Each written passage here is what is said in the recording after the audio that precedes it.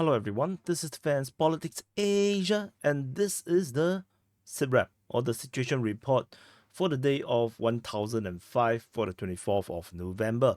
So, remember to press the like button and subscribe if you're not subscribed. This is the DPA War channel, and and of course subscribe on the main channel at Defense Politics Asia. And we're gonna go into the frontline changes. The situation report and to the Kursk front first. And over at the Kursk front, the Russian forces continue their counteroffensive when things is pretty much strategically pretty much similar, except for that there are some changes in the front line that actually makes some kind of difference. So we talk about the strategic side first. Along with the northern side, we have fighting reported over in Staraya Sorokina, Krylenkoe, Leonidovo. This is Alexandria, Novo-Ivanovka, Lebedevka, Svetiklovo, Darino, and Nikolaevo Darino. And as I mentioned before, that I suspected that the front line might have changed because the fighting seems to have advanced to Lebedivka and Svetiklovo, and maybe the front line looks something like this. And this seems to be corroborated, or acknowledged also by the Russian sources, where they claim that Tostilok, Nizhny Clean, and Zelenishite might actually already be under Russian control. So if I zoom in a bit, you can probably see a little bit better. They believe that based on their mapping, they believe the front line now looks at least like this because they haven't seen fighting over at Tostilok for a long time. And the fighting is now already moving towards Alexandria, Lebedevka, and Stepetikovo. So which is why they believe that this entire area here has already been secured by the Russian forces.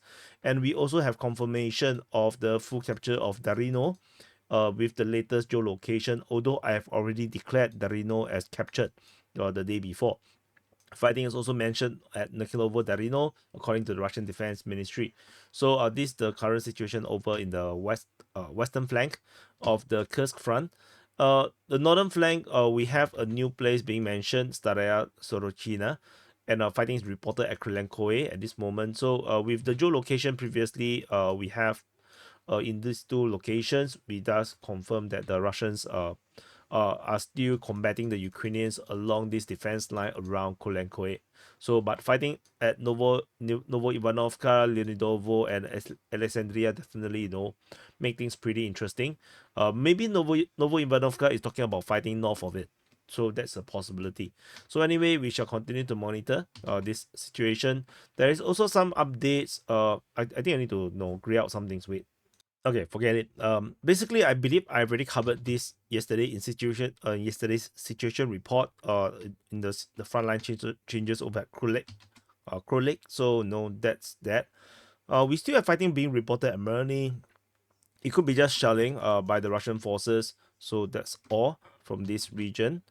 And Blackovo was mentioned again with Russian forces, fighting in this region here. No more Gornal, so which means that the previous report was actually a shelling report. So that's all from this Kursk front. And I'm moving on to the Kharkiv front. At the Kharkiv front, we have fighting reported this time around at Onorobivka, and there's fighting reported at Lipsy. And also Kozacha Lopan. But what's important with Kozacha Lopan is that this is mentioned by the Ukrainian Defense Ministry. So the Ukrainians actually mentioned about the fighting at Kozacha Lopan, which is different from a Russian report. A Russian report could potentially be just shelling. But when the Ukrainians report, which means that the Russians indeed is pushing in this area here. So definitely this has become a new incursion. So we definitely have to keep a lookout if this actually becomes a new front line that we need to keep track of. The region here is already getting a bit tricky because the Russians have believed to be have already captured Sernitsky Kozachok. So this front line here is already really murky already at this point. So looking at Kozacha Lopan, this could be yet another new front line at the Kharkiv front. And there's, of course, as usual, we have fighting reported over in the Voschansk as well as Taike. So this is the other reports over in the Kharkiv front. And So before I'm moving on, today I actually I went out and I was invited to a company called Kobe to give a presentation about defense politics Asia to his staff. And yeah, so just want to say hi to the Kobe people if they happen to be watching here. Hi Kobe. So okay, so over in the Kupiansk front, at the Kupiansk front we have fighting reported at Novomlinsk. So this comes with the Ukrainian sources reporting about the Russians crossing across the OSKIL River over at Vorishny. So so this has become a new incursion. The extent is unknown. Novolimsk, it was previously already mentioned by the Russian sources to have been captured by the Russian forces. It was some time ago, and as you can see, the Russian mapping have already previously has claimed over Novomlinsk. So, but now we have the fighting being reported again. By this time now, is more serious. It's by the Ukrainians. So the Ukrainian Defense Ministry reported this fighting. So it is, yeah, definitely very legit right now. So we do not know how extent it is, but definitely the Russians are now looking at more and more incursions into the Kharkiv region, because this is still part of the Kharkiv Oblast, as you can see, Kharkiv Oblast. So Russian forces attack at Holubivka, Kupiansk, as well as Petropavlivka. So definitely it's going to get more interesting as the Russians embark on some kind of a winter offensive. So let's continue to see how they're going to freeze to death. I don't know. I read pro Ukrainian media. They say that the Russians are going to freeze to death. Like they can't deal with the winter. So there's this Russian winter offensive, of course, going to fail. They're all going to become the White Walkers, which means that they are not afraid of cold. Okay, they are the White Walkers. Over in the Pischani front, at the Pischani front, the Russian forces are fighting in the area of Pischani, Novo Osinove, Koleniskivka, Sankove, Kuliakivka, Zarizove, Lozova, and Stemakivka. And particularly over in the Lozova region, there is a massive frontline change around that sector, which is one of the bigger frontline changes over the past 24 to 24. The next is 36 hours. Yeah, so there's one of the bigger frontline changes across all the different front lines. So that's all from this sector. They can see a lot of arrows, so a lot of things must be happening around here. So the Russian forces definitely have changed the tactical situation around Lozova for sure with this change. So let's see how the Ukrainians going to deal with this next. Over in the Sviatove front, or actually is Borova sector of the but let's call it the Borova front. Russian forces are fighting at the Zeleny High, Vishneve, Peshotrevneve, Kopanki, as well as Novoyehorivka. Frontline changes. This is a claim by the Russian mapping that they have expanded control around Kopanki. So this already mentioned in the frontline changes report. So that's about it. Nothing particularly outstanding for me. Let me close Steam. Whoops. So after this sector at Borova, we go into the rest of the Sviatove front. Fighting is reported at Zerulibivka and Kharkivka. Nothing special about that. We move into the Kremina front. At the Kremina front, fighting is reported at Terny. East of Terny, there is some frontline changes based on Russian claims. There's fighting reported at Yampolivka, Torske, through the Serbianske forestry and Serbianka. So the Terny situation continued to develop as the Russians previously was crawling slowly as they advanced slowly down south. And with all these frontline changes, they already captured half of Terny, despite they are moving rather slowly. And they have fully secured the gully east of Terny, which is this valley-like thingy. However, this is based on Russian claims. This is not acknowledged by the Ukrainian side. So let's continue to see how this go on. But it is believable that the Ukrainians have lost position around here because they have lost the links, to this gully from the Terny settlement. So it does make sense to have the Russians taking all this of the gully. Moving on, at the Siversk front, there is a bridge that was destroyed. In Siversk, this bridge suddenly become an eyesore in the Russians' eyes. It's like, evil bridge. Then they got destroyed. So that's all. It's along the Bamutovka River, And of course, as mentioned just now, there was fighting reported in the region of Serbianka, according to the Ukrainian Defense Ministry. How the fighting, where is the fighting coming from? I have no idea, because the front line all looks really far away. So let's see. Over in the there's another bridge actually along this canal. There's this some kind of don't know what the hell is this. I mean, maybe it's some kind of dam structure, used for irrigation. One of the bridge was destroyed by the missile or airstrike. So that's all. Not very important per se. The Russians are not going to go there. Over the Bakhmut front, there's fighting reported. Chasivya, Stupovsky, Oleksandro Shetine was mentioned by the Russian Defense Ministry. Most likely it's just some shelling. But I just put it as a fighting, as just in case. In case. So that's all.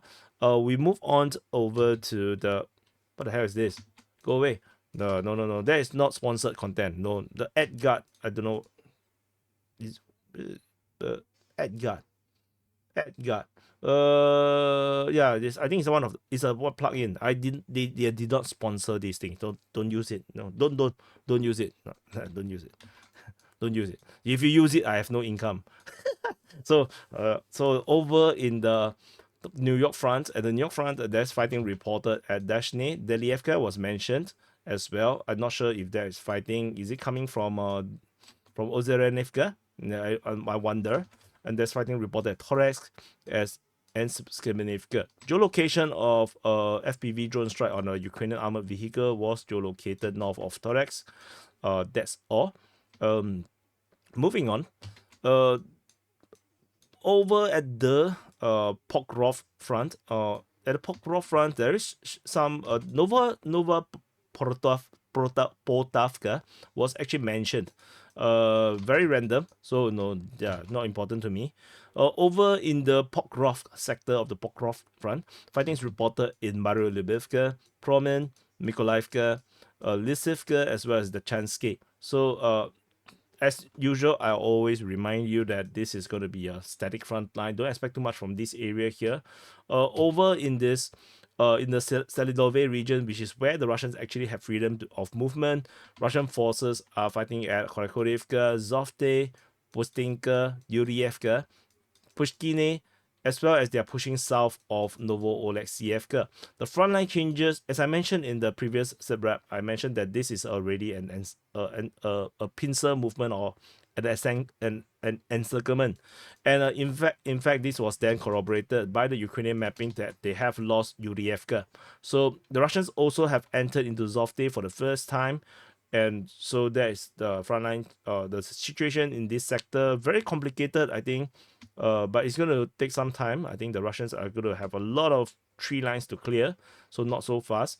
If we move south from this sector, we have Zoria. Russian forces expanding towards Zoria, as well as securing the north of Novodemitrivka. So Zoria, Novodemitrivka. So that's off in this sector. If you over at the Kharkiv sector, it's interesting that we can actually see the whole thing here like this. So Russian forces are pushing out of North Voznesenka, that in that sector. The entire salient in this around this north of Kharkiv sector, or the northern flank of the Kharkiv sector, has collapsed.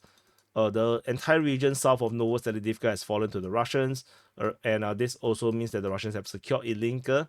Fighting is still reported at Bereski as the Ukrainian forces continue to try to hold this line, but the Russians are coming from behind, which is always a bad news because all of us know that Ukrainians are not gay. So coming from behind is really not nice. Russian forces are fighting at Sosenivka and Shevchenko, and it's interesting that Shevchenko was mentioned by the Russian Defense Ministry, which means that the Russians are not going for Staritany, but in fact they are going, into the rear position of all this heavy entrenchment. So they are really greedy. They are super greedy. They are not going to just close off the encirclement here.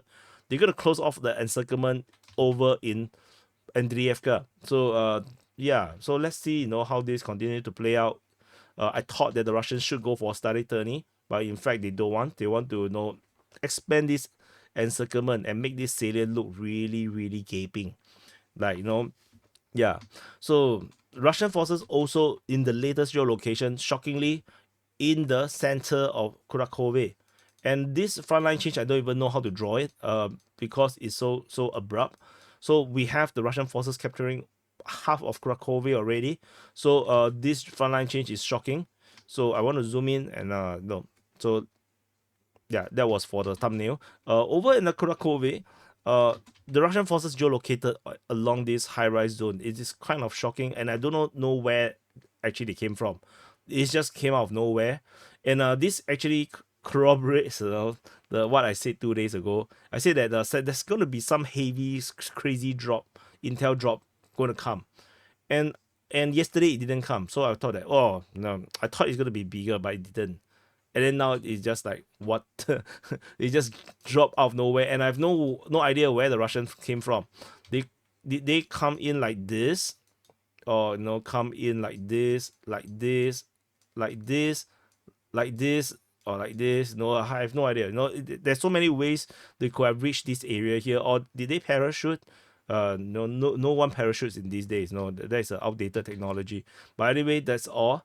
So we will definitely have some kind of clarification within the next 12 hours, from especially from the Ukrainian mapping, because once there is geolocation, they usually do not hide the information. Usually, not all the time, but usually they will not hide the information. So we're going to see the exact frontline change reported from the Ukrainian side. Over in the Uspenivka sector, Russian forces have expanded control around Dalny as they continue to expand in the direction of Uspenivka. Fighting is reported at Hanivka by the Ukrainian Defense Ministry. Romanivka is also mentioned by the Ukrainians. They have most likely have secured the entire north of Ilinka, expanding control of Ilinka. Antonivka and Katerinivka is now confirmed capture, despite the Russians yesterday was still mentioning about Katerinivka. Fighting is now at Yelizavetivka. Trudove also ceased fighting, although the Russians have not yet captured Trudove just yet. Definitely all these pincers are coming, and yeah, the Ukrainians are going to have a few days deciding how do they travel through this thing. Hopefully Google Maps works. So over at this after this area here, in the Uspenivka sector, in the western part of Uspenivka, there is fighting reported towards Sukiyali, according to the Russian Defense Ministry. But that's all. That's not all. Sorry, I need to zoom out. I didn't see. So that's not all. So after all these sectors I already mentioned, the Russians are also shelling Uklakli. They are fighting towards Constantinople, Roslev, and Sukiyali. So these are all much bigger. The front line is a bit distant. Like Constantinople to the front line now is around or more than 8 kilometers. So the distance here is still pretty big. The front line is not yet reached all these sectors yet, all these regions yet. So definitely we are still looking at this as the main front lines, the main fiercest front lines. And then now we go into the Velika Novosilka sector. In this area here, the Russians are pushing towards Velika Novosilka. They are attacking in multiple directions, with geolocation confirming some of them. Ukrainian mapping telling us about it in the other sources. And fighting is reported towards Novi Komar, Novi Komar, Rozdore, Novosilka, Temerivka, and Makarivka. So that's the situation in this area here. Novi Komar sounds really Indian. And then there's also frontline change over at Novodarivka. So the region at Velika Novosilka, I just want to highlight and explain a little bit more for so that you can understand the situation. So there is the high ground in this area here. This is the high ground.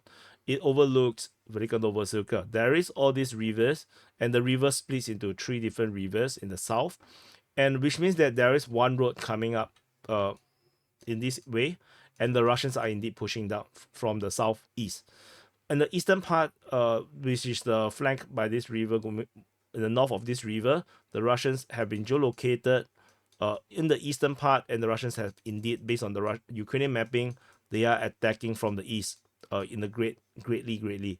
But after that, this river continues with nothing coming from the south, which is defended by Blahodane. The Ukrainians are defending this area here. The Russians have no forces coming from the south yet.